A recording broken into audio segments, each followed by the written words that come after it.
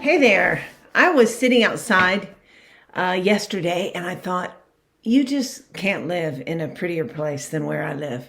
I mean, maybe yours is pretty in a different way, or you live in the city and it's not that beautiful at all, or, there's beauty and intrigue in every area that you live. But man, I am so grateful to live in Lake Placid, Florida. It is beautiful here, and being on the water is just amazing.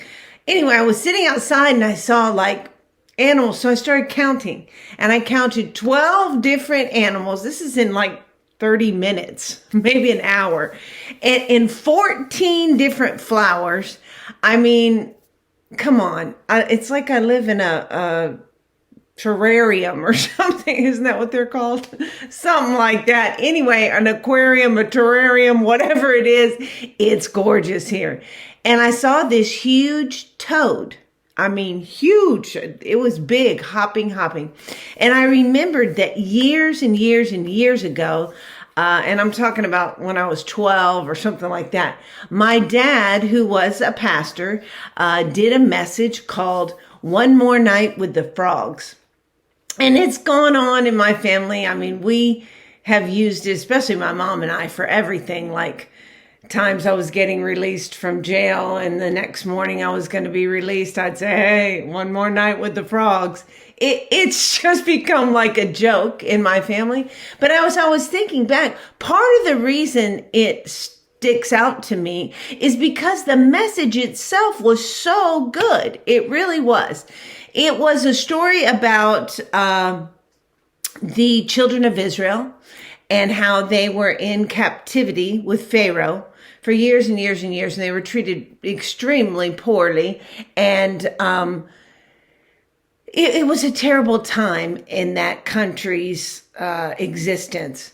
And Moses came along and became the leader of them. And then he started hearing from God, and God said, I'm going to send plagues until Pharaoh is willing to let the children of Israel go. Because Moses kept going to him and saying, let my people go. God is saying, let my people go. And Pharaoh wouldn't do it. He was hard-headed and a tyrant for sure. And so they had all these plagues, locusts and everything. And I'm talking about in your food, in your toilet, in your bed, locusts everywhere.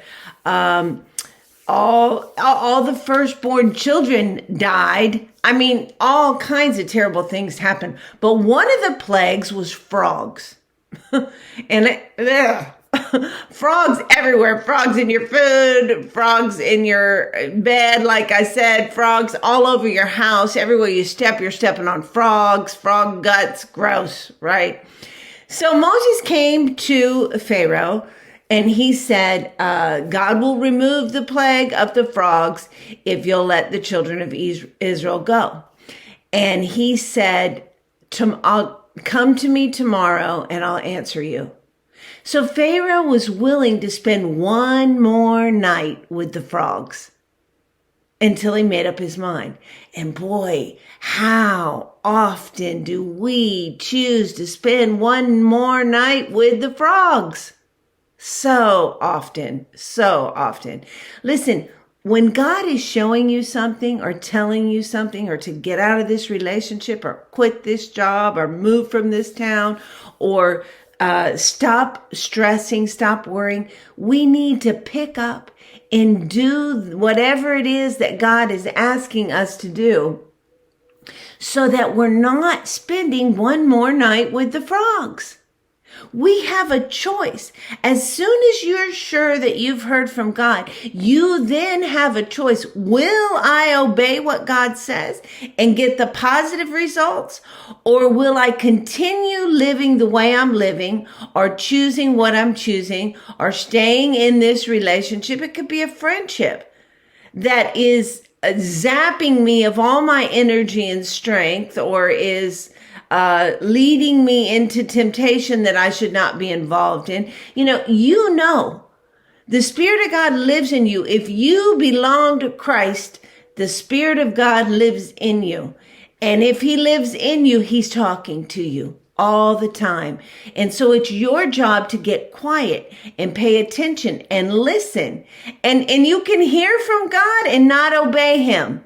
And so then hearing from God does you absolutely no good. You're choosing to spend one more night with the frogs. When you can go, okay, Lord, I hear you. I don't know what to do about this. This doesn't look like it's going to bring a good result, but I know that you're good and I'm going to trust you anyway.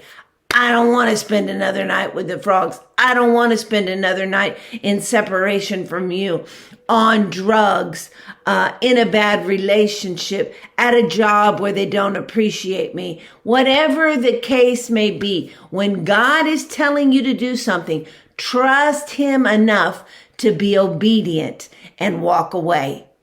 It can be emotionally, it can be physically, whatever the case is. God knows what he's doing, and he'll always come through for you every single time. The question is always, will you trust him? So I love you guys, and get rid of the frogs. Talk to you next week. It's important that we have a reason to wake up every day. It's amazing. I've experienced it, and so can you. Take your feelings to him. He's good. You can do it. It'll make a difference.